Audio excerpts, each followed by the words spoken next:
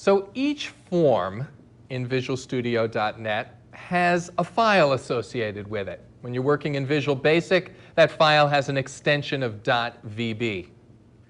And you've probably already wondered to yourself, what is really in that file? When I'm dragging controls onto the form or setting properties, how is that getting saved? Is there an XML file being created? Where is all this information really being saved? How is it being saved? What's going on behind the scenes?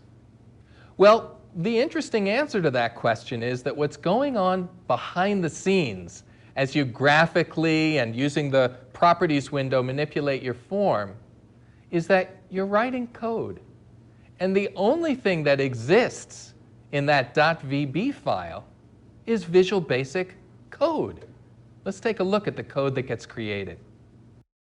If you want to see the code that's created for your form, you can right-click either in the designer on the form or in the Solution Explorer on the form, either place, right-click and choose View Code.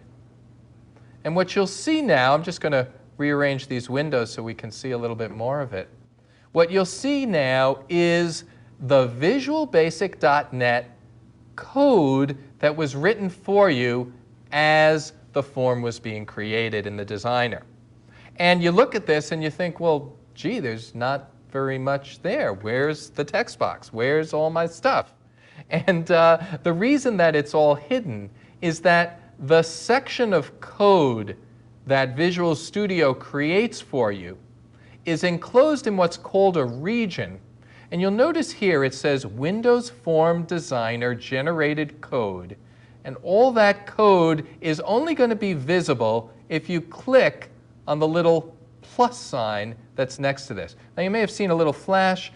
When I hover over this, I also will see the beginnings of it. It doesn't show me all of it, it just shows me the first several lines. If you want to see it all, then click next to the plus sign. Now many people go through using Windows Forms and never click here and never look at it.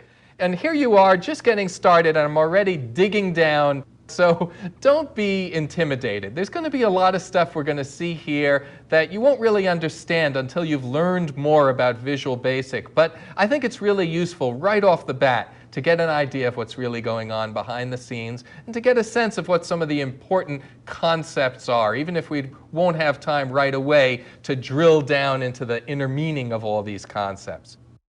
So I'll click here, and you notice this word region appeared, and you see the pound sign next to it. You can create these expandable and collapsible sections of code yourself by simply typing #region, and then inside of quotes, whatever you want to show up as the label, and then somewhere way at the bottom, and I'll scroll down, there's a #end region. As I say, you can put that anywhere in your code that you want, enclosing sections of code that you may want to expand or collapse.